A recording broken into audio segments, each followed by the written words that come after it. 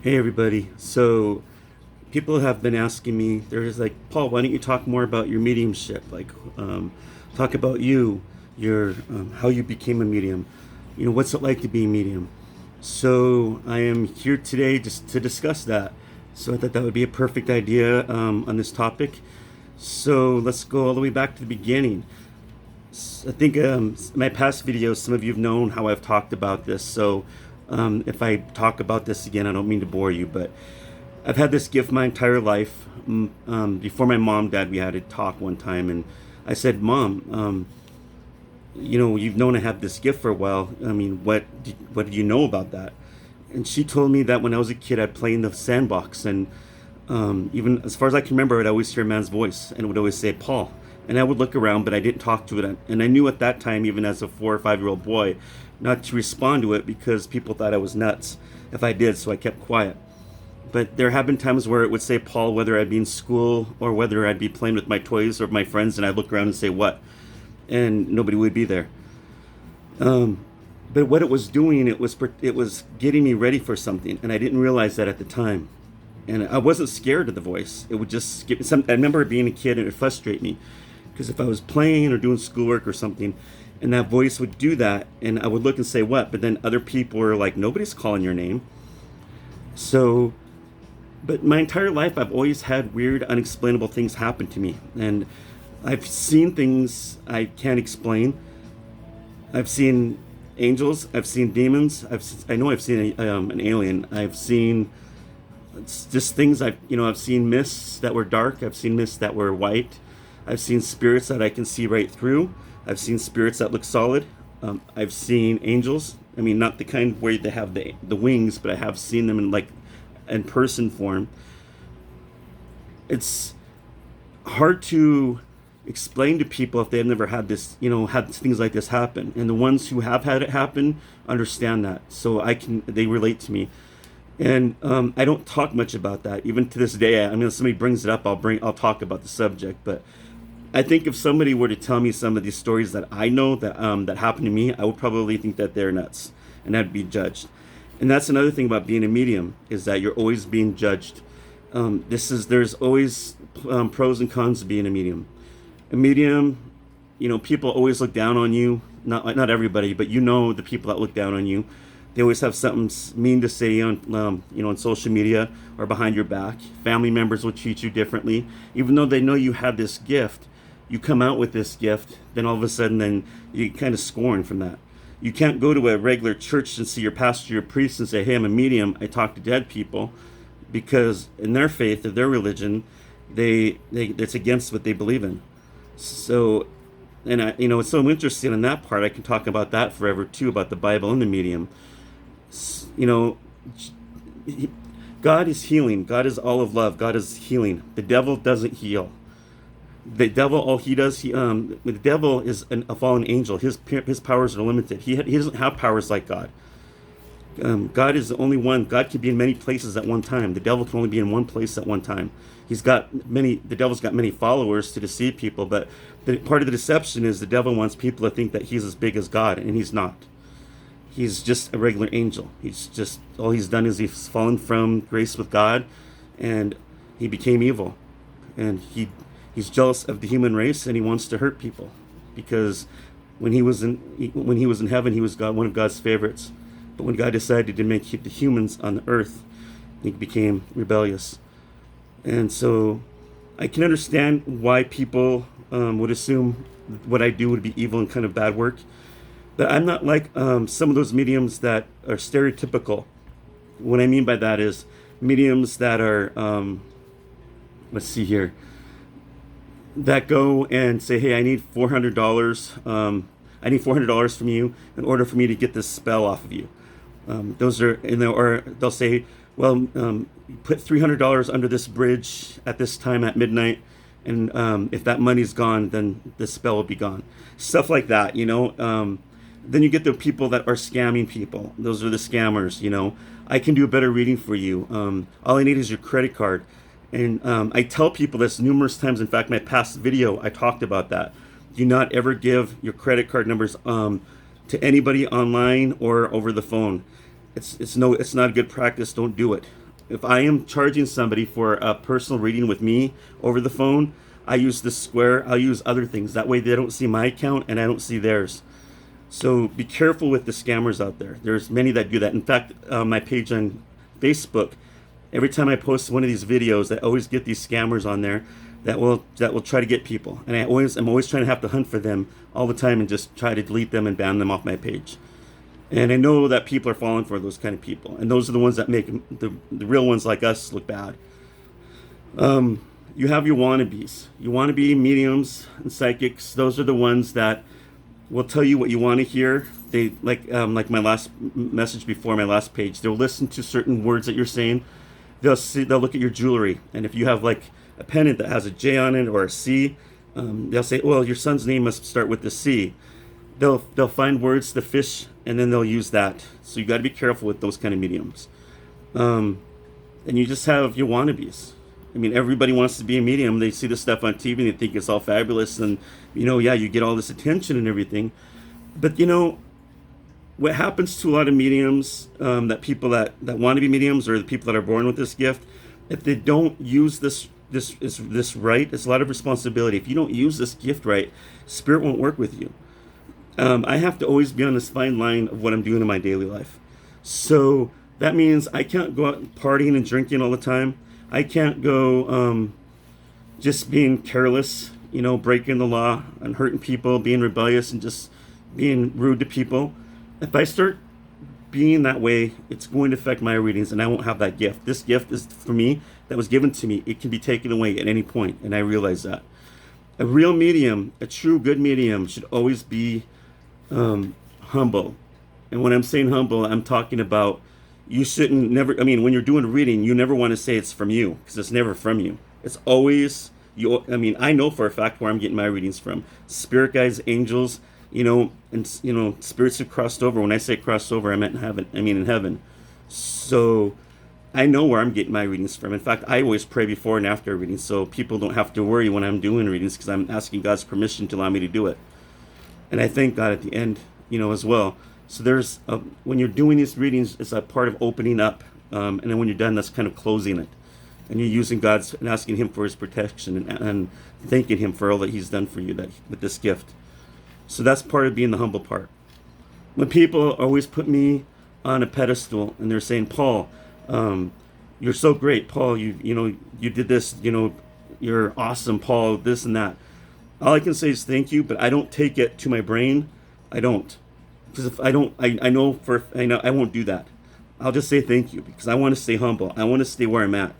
I don't want to lose this gift, and I'm always grateful for the people that are thanking me. But I don't need to take it up here, though, if that makes sense. If I start doing it that way, my readings will go in so many different directions. It won't make any sense to the readers, and I'd be lying to myself as well. And why would I want to be phony to myself and to my readers? It's not who I am. I like to be real. And some of you that know me know that I speak my mind quite a bit, especially when I see these people online that are just rude to me or rude to my readers, and they just come on being negative because their whole life is messed up and they just want to find some attention that way. So I'll get on there and I'll tell them what's up, and then I'll kick them out. I won't allow people to walk over me. And people will say, Paul, you're a medium. You should be all of the light. You shouldn't be negative about it. You shouldn't feed back into them.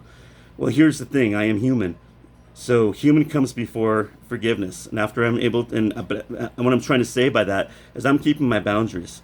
I won't let people walk over me and continue to walk over me. They've done that when I was younger. And there was finally a time in my life where I've learned, screw that. I'm not letting people try to change me. I'm not letting people walk over me and bully me. And so I've changed, and I'm happy. I wouldn't be where I'm at right now if I continued to allow that to happen. I wouldn't be doing these readings for people all the time and helping them out.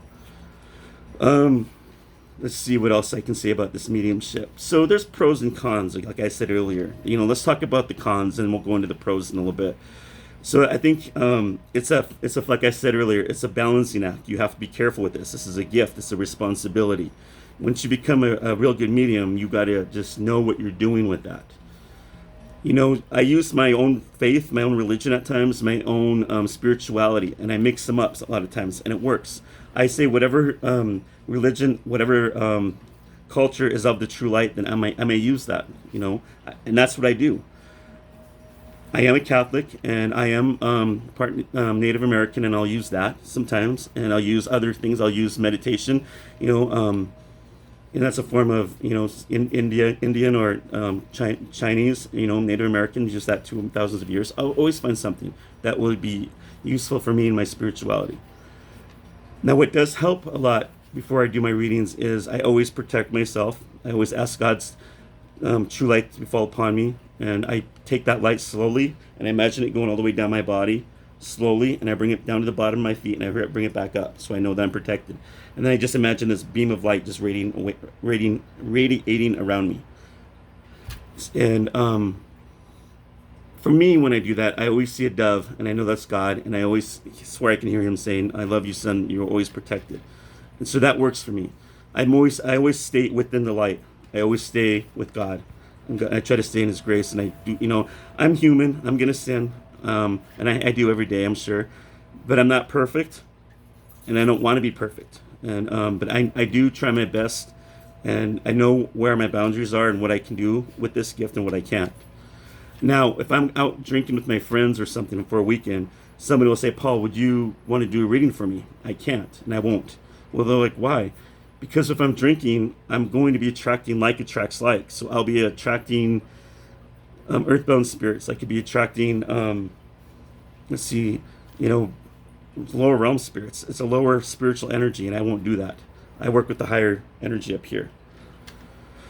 Now, if people want to become a medium, I believe that it's a process. And I would probably say the best thing for you to do if you want to become a medium is to go to a class and get certified. That's the best way, because that way you are separated from the ones that are not certified. But what I mean by that is that you'll have the answers, the truth to what you're talking about, than the ones who don't.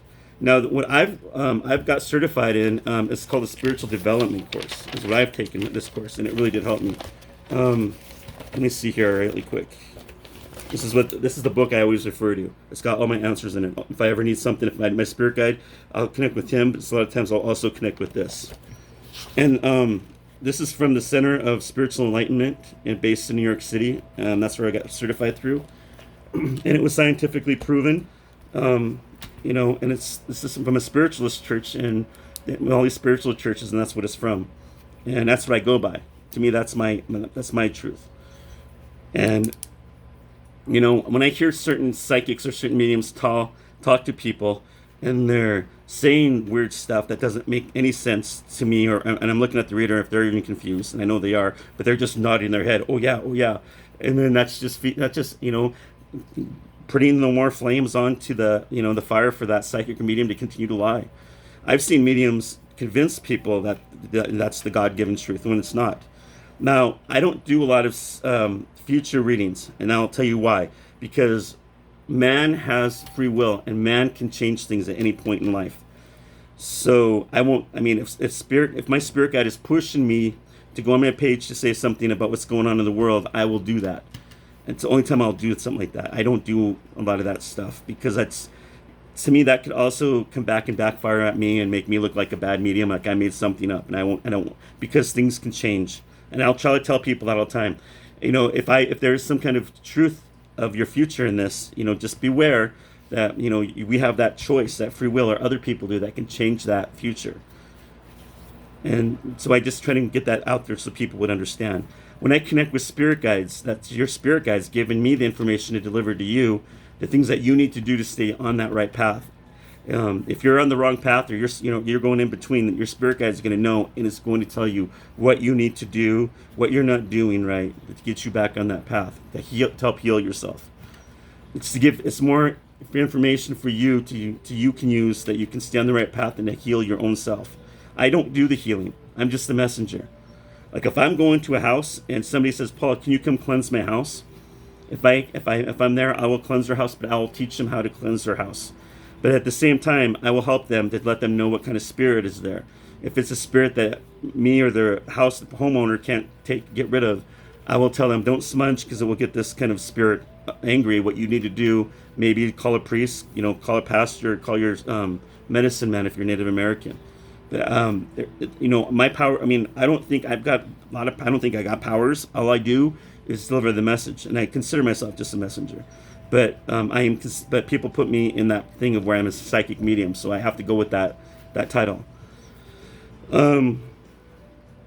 What else should I tell you about this? The other bad things about being a medium is it's hard to have a relationship with anybody, and I'm being real with you. I remember reading one time about Kathy Caputo, that Long Island medium. She's legit, by the way. She's really true. She went on saying, I was reading something about her. Now that she got her divorce, she said, "Great, now I'm back to being single, and it's very hard for mediums to be single." And I relate to her. I could be, I'm not, I don't think I'm ugly, but I could be a lot better looking if I, and I could be a lot bigger, muscular. It doesn't mean that I'll be attracting what I want. I'll be attracting people that are into that kind of stuff. I need to if I'm looking for a relationship, I got to find somebody that's just like me, that understands this kind of work. And it's very, very hard to find somebody that is on the same level with me, because I'm always going to be judged. And, and some people are intimidated by us mediums because they think that we are going to exploit you for your secrets. They think we're going to read your mind, and we don't do that. When I'm in a relationship, I don't waste my energy and my time, being all, oh my God, what is that person doing today? Oh, what are they thinking today? I don't do that. I go with what's going on with that relationship and just make it, and try to work my part, and then hopefully they work their part. But accordingly, some people have their own will about this. And also what also goes on is some people are raised in certain religions or faiths that are told that mediums are no good. They'll take your money, they swindle you, they're evil, they're from the devil, and all this negative stuff. So that's another reason that turns people off about what I do. So if I were to meet somebody and they're like, "Hey, what do you do for a living?" and I tell them, right then I know that's the deal breaker. I mean, I can't lie and say, I work in communications. I guess I can go that route. I mean, I guess I'm not lying. But then later on, down the road, then they find out the truth and they think I'm lying to them. And I just felt like I deceived somebody. And it's not who I am. I like to be real and upfront. I don't like to beat around the bush, because that's not good to do to somebody.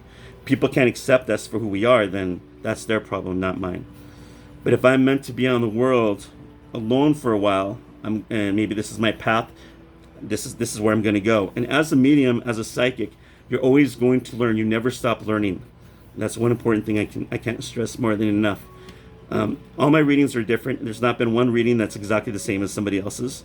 It's just like every personality I've met, they're never the same. Everybody's got a different story. There's some things in these readings that just blow my mind as well, and I can't explain things. And one thing about being a medium is you need to always know that message is always for the reader. It's never for us. If that reading doesn't make sense to you as a medium, then and it doesn't make sense to you, then it doesn't matter. It may mean something to them later on in that reading. They'll probably say, "Well, I'm not sure, maybe, but I don't think so." And then like a week later, they'll call me or message me saying, "Paul, you were absolutely right. Now I remember." So it could be something. I'm seeing a vision of something like a red car, and then I'm seeing somebody with like a little girl in the back seat, and I won't know what that means. But the reader will think about it, and then later on they'll tell me, "That's okay. That makes sense now." So it doesn't matter what that message is. It does to us. You have to remember, it's for them. It's not for us. And being a medium, part of being humble, is you have to always remember, this is never for me. It was always for them. It's a real good medium, a good psychic, gives a lot and takes back little, if that makes sense. If you guys ever see me when I'm doing my free readings on my other page, on my psychic page, you'll see I'm always giving out free readings all the time, once a week. On Mondays, in my hometown there in Billings, Montana, I'm doing free readings on Mondays over the radio. And so my schedule gets busy, and in the evenings that's when I do my regular phone readings. But I do have free time. I'm not so busy where I can't have a life. During the day I spend time with my dogs. I play World of Warcraft. I'm doing stuff around the house. But I do stuff. I'm not bored. I go hang out with my friends. Being a medium also is draining in so many different ways. People want so much from you, and you have to always keep your boundaries with people. I've had many people, and I'll probably still have many people that are always going to try to manipulate me for free readings, and beg me. The beggars are, the people are always begging me, like, oh my God, it's the end of the world. Please, I need this right now. I understand you're going through stress. I understand that, but you have to be. I mean, you have to be patient with everybody. Everybody else is on a waiting list. And then you get those kind of people. So yeah, it's draining. And the other part of the draining part is when you're connecting with the spirit. Some spirits will take more energy out of you than others, and I don't know why. Maybe it's their personalities, or maybe they just need that just to deliver, because they need energy to come through me back and forth, exchange it. So that's what sometimes you'll see me when I'm doing my readings. I'm drained by the end of it, and that could be the tough part of being a medium if you're not used to that. Because what it does is it takes so much out of you. You don't. That's why I do my readings in the afternoon, like in the evenings. I won't do them during the day unless I have to.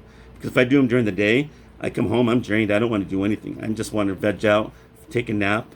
But taking naps and meditation brings that energy also back. So it does help. But I don't want to live like that. I like doing my readings in the late afternoon. That way I can sleep better at night. Let's see what else you need to know about the negative stuff about being a medium. There's not very much negatives. I'm just talking about the pros and cons. Like some people say it's a curse and it's a blessing, and it is. Because the other nasty stuff that you have to see when you're a medium is you see things you don't want to see. Spirits will show you how they died, and you really see the death in your head, in your vision. You see them getting hung. You see their eyes bulging out. You see people that look like zombies because they didn't cross over. Because they're in their death state, and I've talked about the death state in my past videos. I've seen, it's just horrible. But they're trying to show me so I can validate something for that reader at the time. Some spirits, as a physical medium, will, they'll tap on my head to show me that's where they got hit, or got shot. The ones that are the worst for me are the ones that have been choked. Every time I feel like I'm being choked, it takes a day or two for me to get rid of that pain in my throat, and it hurts. It really does hurt. Other times, the other ones are the ones who get shot in the head. If they're showing me how they got shot in the head, it's like continue. I just feel like I'm getting like slammed in the head, and I have to finally tell the spirit to stop. It's hard to explain. It feels like either I'm getting hit by a semi or somebody's got a 2x4 and hitting you in the head, and you just can feel the whack, and then it kind of throws you off balance a little bit. So that's unless you're okay with that, that's another thing you got to get used to. You'll have to you have to learn never to have fear as a medium. Never ever have fear. And I've explained this numerous times. I'll probably say it numerous times in my entire life how to control that. The best way to control fear is you pray about it. Second thing is go into meditation, a deep meditation for about 10 to 15 minutes prior, before you go into a house that you have to deal with that's haunted, or deal with anything. That will keep your brain from overthinking, and you get into fear. When you meditate, it calms the brain down. You work with the spirit more than you do with the brain. Understand that spirit and the brain don't work together. The brain is of the ego. Spirit is different. So when we start worrying, when we have fear, when we start being negative, that's the brain. That's not of spirit. So they don't work together. So if you want to work with the spirit more, you need to meditate every day, 5 to 15 minutes a day, and do it often. People will always mock you as a medium. I've gotten that quite a bit. They'll say things like, "Oh, what am I thinking right now? If you're a real medium, tell me something." They'll do stuff like that to try to throw you off, and I don't play that game. I'll tell people that. I go, you know what, that's an ego thing, and even if I were to connect and do a reading for you, we ain't going to work because your ego's in the way right now, and I'm not going to do it. Spirit never works with ego. People will say, well, if you're a real medium, can you give me a psychic medium, can you give me like the lottery numbers? It's the same story. When they do lottery, it's more of chance. So I don't do that stuff. I'm not going to give you no lottery numbers because that's not how it works. Because spirit won't work with that. That's an ego again. You think if I wanted to be a millionaire, I would have done this and I would have got the lottery numbers. It doesn't work that way. One good thing about being a medium, I can say, is the more you give out, somehow spirit finds a way of giving back to you. And I can't explain that. So many blessings and gifts that were given to me because I've been given so many free readings out, and so much help to other people, that I've noticed that spirit, for some way, seems to find ways of giving back to me, whether it be financially, whether it be through people, gifts people give me, whatever it is. I find that, and I'm very grateful for it. Never ever let this go to your head. You'll always suck if you do that. Let's see what else I can tell you about being a medium. Most mediums are born with this gift. The ones who are born with this gift know they have this gift their whole life. They've seen things, like I've said earlier, we've seen things, heard things you can't explain, and I still do. But those are probably, my opinion, I'm not saying anything else, but my opinion, those are the ones that you should always try to find to go to. Yeah, you can go to a spiritual development course, if you're not a medium and you want to be a medium. But I'll be real with you, that will take you, if you want to be a medium, that's a very long process to develop. It could take years and years for you to develop, and I don't know how good you are when you get to that point. So, but everybody's born with a psychic gift. Not everybody's born to be a medium. I think with people with mediumship, it's a gift that's given to help other people. It's more giving and less receiving. That's the secret of it. Native Americans and their tribes they didn't have the words mediums. They had medicine men and medicine women, because I knew they had the gift and that they can talk to the Creator, and they would get messages to help their people survive the winters, to help their people with disease and sicknesses. So this has been going on for thousands of years, and probably longer. It's usually a genetic thing too as well. I know I get mine from my Native American side, but I do get, another thing, if you're a good medium and you're doing really good, you're always going to have people that are jealous of you. Really jealous. They hate you, jealous. Because if they're just doing card readings, and for instance, and they see what you're doing, and they know you have that gift, they'll sit there and they will just, and you can feel it in the room with them. And you look at them, and they're staring at you, and they look down, and you feel, and they're jealous of you, but they'll be nice to your face. And I get that quite a bit in my community. I know the fake ones, and I know the jealous ones, but I have to remember, it's their circus, it's not mine. So that's another thing you have to remember. If you do have this, if you're born with this gift, please take a psychic development course, or find a medium or a psychic that has that free time to teach you to be a productive medium. It's not like you just become a medium overnight. It's a process. It can take months, but you need to know the right things of what you need to know before you be medium. There's a lot of things that people lie and deceive people and pretend to be somebody they're not. So being a good medium is just telling the truth. It's just giving that information out, even though it doesn't make any sense to you. Don't be afraid of what's the message to be given, because that message, again, isn't for us. It's for them. Let's see what else. I'm not saying that if you want to be a medium and you don't have the gift that you can't be a medium. I'm just saying you may struggle through that in times until you become, and if you really want that, and if that's what you want really bad, I say go for it, but it may take some time. But just make sure that you're staying humble the whole time. Make sure you're meditating and always praying, because you have to remember, nobody's given you this gift. This gift is given to you by God. And if you don't use that gift right, you're going to struggle, and you won't have that gift. I'm not saying you have to live like a saint, but I'm saying that you have to know your responsibility, and how you treat people, and how you treat yourself, most of all, too. Let's see here. I'm trying to think what else you might need to know. It's important to be like the pros and cons. The pros is also, I love listening to stories of either the spirits on the other side or the people telling me stories. Especially the validation of either side, because I love hearing the healing part of it. That's what I like. That's what I enjoy as being a medium. I think that's what keeps me going, is to know that person is getting healed, and to prove that there's proof that there's life after death, after we die. And the validation that only I can give to that person, because spirits showing me or telling me what they're wearing and what they look like, that I would not know anything about that spirit. And that's what I do. And I'll ask that spirit to give me more validation, so that spirit will tell me stuff that only that reader would know, between those two. So, and then to see their look or hear their reaction over the phone keeps me going, because I know when they're sobbing, I know it sounds weird. I like that because to me that tells me that they're getting healed from it.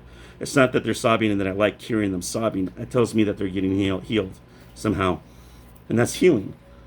So your gift as being a medium is healing. That's all it is. It's not to impress people. I mean, I'm not a circus performer. I'm not going out showing people, hey, guess what I can do? I don't do that. I don't put that label on me. I mean, the label is with me all the time, but I don't say, hey, everybody, guess what I can do? This is my superpower. People know me for what I do, not because of what I say.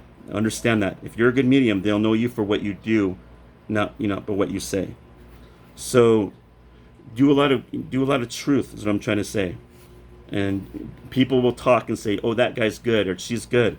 And they'll refer more people to you. So that's really important for you to know that. That's my favorite part, I think, of being a medium, honestly. There's, if you like getting attention, if you like people patting you on the back saying they like, you're doing awesome, doing this good job, Paul, thank you, you're of the light, this and that. Maybe this is for you. Maybe you need that. I don't need that specifically, but people do give it to me. And it's nice just to hear that, but I don't need that to keep going. I like to stay humble. And if anybody's ever seen my readings, when I do my online readings on my page on Facebook, they will see that how humble I am. And at the same time, I tell people how it is too.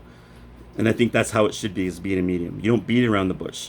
When a spirit guide is telling you something, you don't try to reword it the way that you think that person should hear it. You should say it the way that spirit guide is saying it. Because if that person needs to hear the truth. And if they're not hearing, it just is not, I hope that makes sense. That's how I do it. I will not reword something so that that person will be like, oh, okay, that makes sense. I'm just going to say it how it is. If that spirit guide is beating your butt, trying to get you on the right path, I'm going to say it how they're saying it. I might sound like a parent. I might sound like a minister. I don't know. But I'm going to say it how they say it. And that's how I am, even with spirit when they're working through me. I don't beat around the bush. If spirit says something, even like I've connected with many spirits that like to cuss. And I will laugh when I'm doing it because I know it's not me. Because that's not my vocabulary. But the reader will know it's them. And you never hold anything back. If a spirit is laughing, I will laugh because they're laughing. And I'll have to tell the reader that that's not me. That's them laughing. It must be some kind of joke you guys know. And they will say it was. Let's see what else you should know. You have to, if you're a medium, you have to be okay with seeing dark things as well. I've seen demonic things. I've been around the presence of demonic stuff. I've been around dark presence of evil entities. And I've been around mischievous entities. I know the difference when I walk into a house, what I'm facing. Each one has a different feeling, even a poltergeist. And I'll know what it is before but I still go back and I'll check. So here's an important part. If you're going to be doing this kind of work, you always need to check with your spirit guide, even though you know the answer. There's been times where I made mistakes. So we're all human. We do make mistakes. So don't let that ego kick in. Double check that before you do something like that. Don't just go in there and say, oh, you've got an evil spirit in here, and get the people all scared and worried and just say, we'll just kind of just smudge it out and not know what you're doing. Because what if that spirit was a demonic spirit? Or what if, it could have been something else that's not even what you thought it was. You could be making that up. And by then, that spirit comes back and retaliates that family. And then they're calling me now saying, I thought I had a psychic in here that knew what she was doing, but she didn't. And I go, what happened? Well, she smudged the house and now everything's going crazy. I got poltergeist activity. So then I have to go in there to the house and I have to figure out what's going on and tell the parents or the people that own the house what that needs to be done the right way in order to get rid of this thing. So you have to be careful when your guys are when you're talking to mediums or psychics, because you have to make sure you know who you're talking to. Again, find somebody that's certified. Find somebody that's seasoned. When I mean seasoned, somebody that's been doing this for 15, 20 something years, because they know what they're talking about. Let's see what else. I'm trying to think about positive parts of this. You're always going to be hated, but you're also going to be loved. That's all I can tell you when you're a medium. And I felt it both ways. I can't take it personally because it would drive me seriously nuts if I did. People are always judging me without knowing me. They judge me because I've never seen how I do my readings. But the people that have seen me do my readings, they love me, and they bring my information to tell people. So It's a fine line. You have to be okay with being judged. You have to be okay with being loved, and that's what it's about. So everything about being a medium is about being on a fine line. A lot of responsibility. I can't say that enough. More giving and less receiving. Staying with God, staying in the light, and telling the truth. Be truthful to you.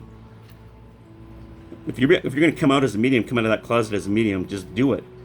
And be okay with that, because now that you're stuck with that name, you're going to have to be okay with being stuck with everything that comes with it. And sometimes it's hard. If you don't have a strong backbone from this, you may falter and give up on it, because you'll be like all sensitive and say, this people are so mean to me. This is all healing. Why are people always mean to me?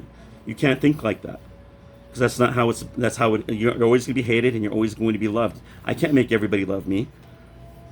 I mean, I'm not everybody's cup of sugar either. Some people prefer me because I consider myself a Christian, a Catholic when I do this stuff. Some people will go to other psychic or mediums that believe in fairies or unicorns or something. I don't know that stuff. So if that's your thing, then go to them. Everybody's different. But this is my path, and this is where I am to help people. I won't try to judge those kind of people that do that kind of work, that the fairies or the unicorns, whatever they do. I mean, if their readers come to me and say that it's BS what that person's doing, I'll probably agree with them. But I'm not going to judge them. Maybe that's what they think, that they're, who are they getting their readings from? It's okay to always ask a psychic and a medium, where are you getting your readings from?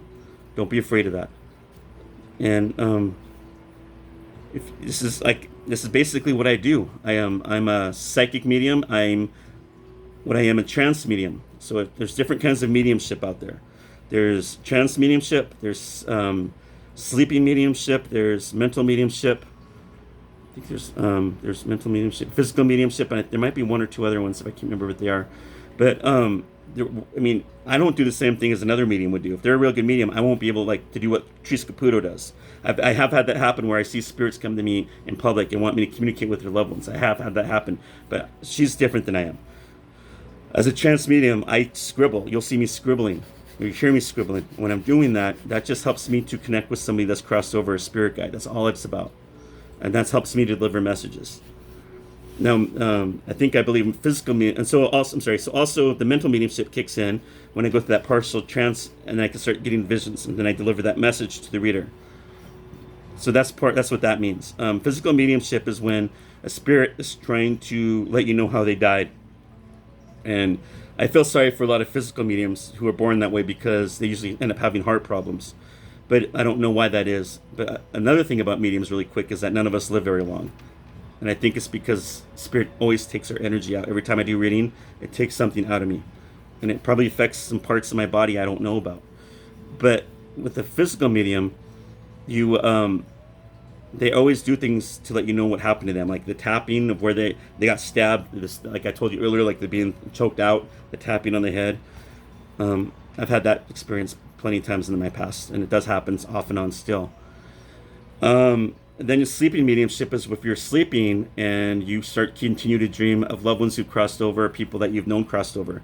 Even if you didn't know them, it might have been your friend's mom.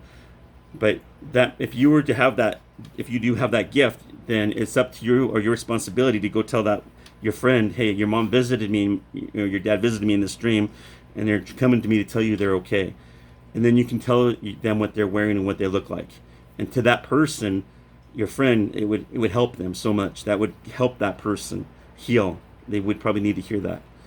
Also, with sleeping mediums, they're always haunted more out of all mediums when they're sleeping. They're always having spirits around them. Or these spirits are always messing around their bedroom. They'll see shadow people in there quite a bit. I've had all that happen with me too. So I understand that. But I think sleeping mediums always have that more than other mediums. What other mediumships? I think I got them all. I think I got them all. And then being a psychic, so a medium's always a psychic, but a psychic's never a medium. So as a psychic, everybody's born with a psychic gift. It's up to us if we want to develop it even stronger. So being a psychic, that's part of your spirituality. It's your connection between you and God, spirit guides, and things like that are always giving you messages. Some people have.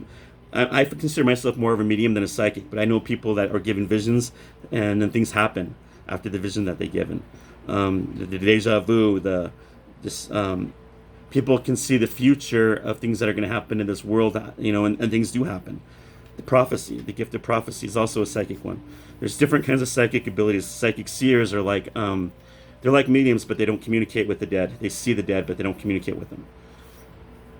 So there's different kinds of psychic abilities that we're all born with, if you choose to use them. But don't be afraid of the gift that you're given. Fear is of the mind. God never wanted us to be scared. We can control it, and I described that earlier, how you can control fear. Maybe another video I'll talk about that again. But I'm hoping this video educated you guys of kind of like who I am, what this gift is about. And if you ever need to come back to any of my videos in the past to learn stuff, it's educational. I encourage you to do that. Share this. But please do me one big, huge favor. Please subscribe below. I need some more subscribers on my page, and when you subscribe, that helps me tremendously. Also, like the video if you like this video. Share it. I appreciate that. But huge thank you for you guys' support and all those who subscribe to my videos and to my page. That means a lot, tremendously. Thank you.